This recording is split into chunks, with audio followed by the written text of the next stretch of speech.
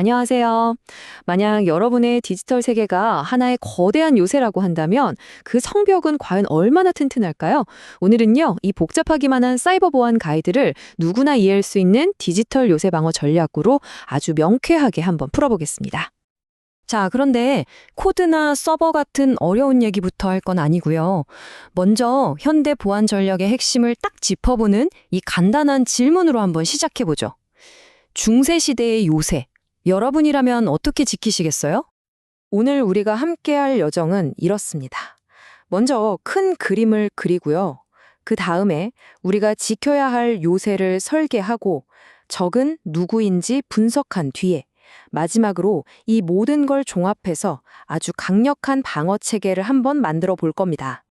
예전에는 말이죠. 보안이라고 하면 무슨 수많은 규칙을 외워야 하는 시험처럼 생각했어요. 하지만 요즘 보안은 완전히 다릅니다. 그냥 사실을 외우는 게 아니에요. 먼저 내가 지킬 시스템을 이해하고 어떤 위협이 있는지 분석한 다음에 마지막으로 방어하는 살아있는 전략적 사고가 훨씬 더 중요해졌죠. 바로 이 세 단계, 이해하고 분석하고 방어한다.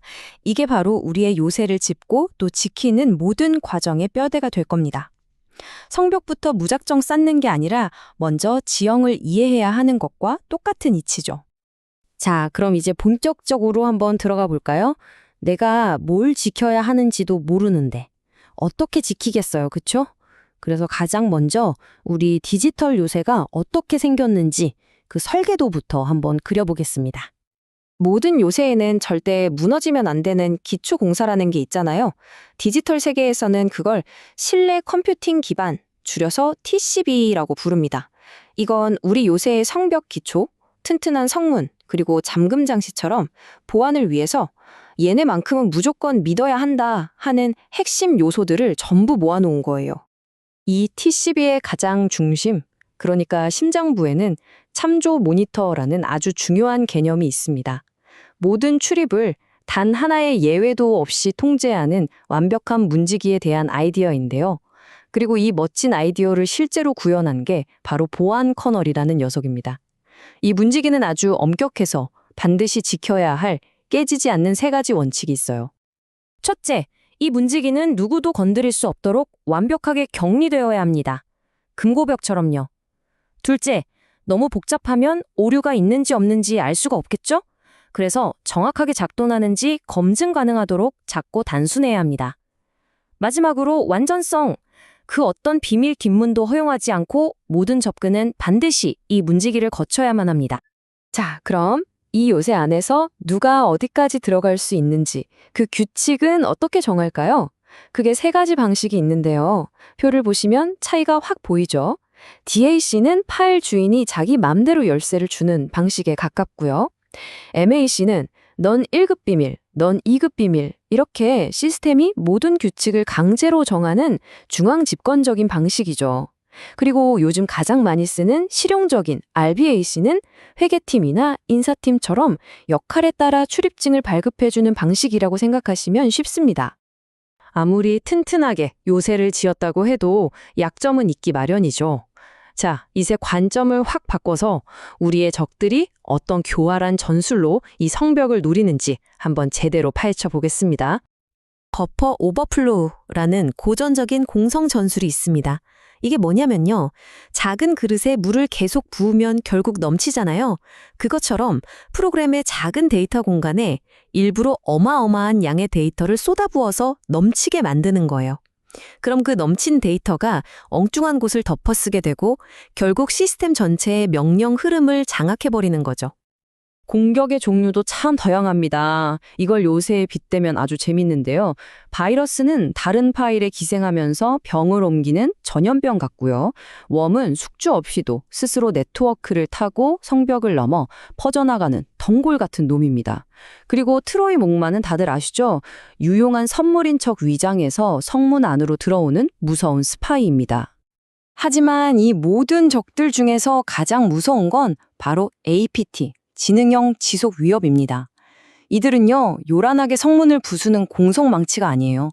몇 달, 심지어 몇 년에 걸쳐서 아무도 모르게 조용히 성벽 안으로 스며들어서 가장 깊은 곳에 숨어드는 아주 끈질기고 지능적인 스파이 조직과 같습니다. 이 끈질긴 스파이가 활동하는 방식은 보통 이렇습니다.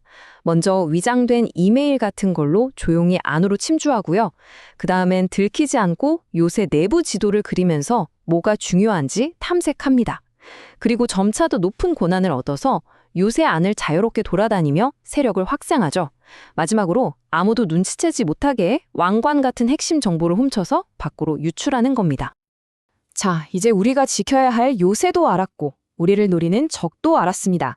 그럼 어떻게 방어해야 할까요? 여기서 가장 중요한 핵심은 이겁니다. 상벽 하나 높게 쌓는다고 끝이 아니라는 거죠. 각각의 임무에 맞는 다른 도구들이 필요해요. 방화벽은 요새의 가장 바깥쪽 정문 역할을 하고요.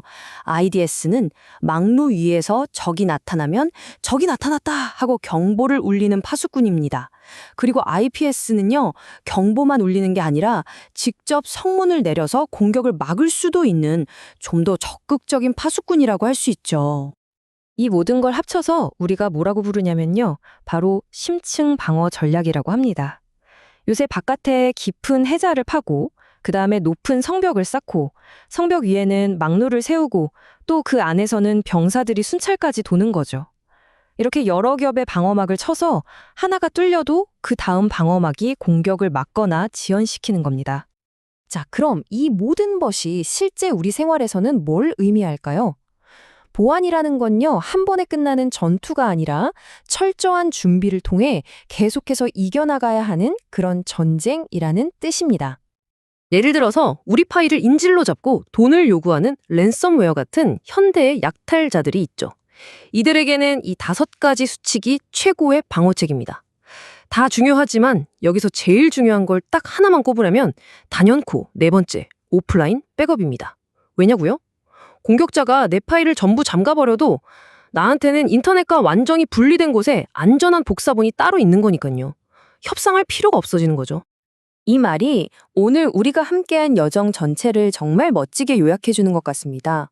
완벽하고 절대 뚫리지 않는 단 하나의 벽을 만드는 게 목표가 아니라는 거예요. 설령 뚫리더라도 버티고 공격을 지연시키고 결국엔 대응해서 복구할 수 있는 회복 탄력성. 그게 진짜 목표라는 거죠. 그리고 이것이 제가 여러분께 마지막으로 남기고 싶은 질문입니다. 여러분 자신의 디지털 생활 혹은 여러분이 속한 조직을 한번 돌아보면서 스스로에게 물어보세요. 나의 보안은 외로운 벽 하나인가? 아니면 여러 겹으로 살아 숨쉬는 요새인가? 오늘 이야기 들어주셔서 감사합니다.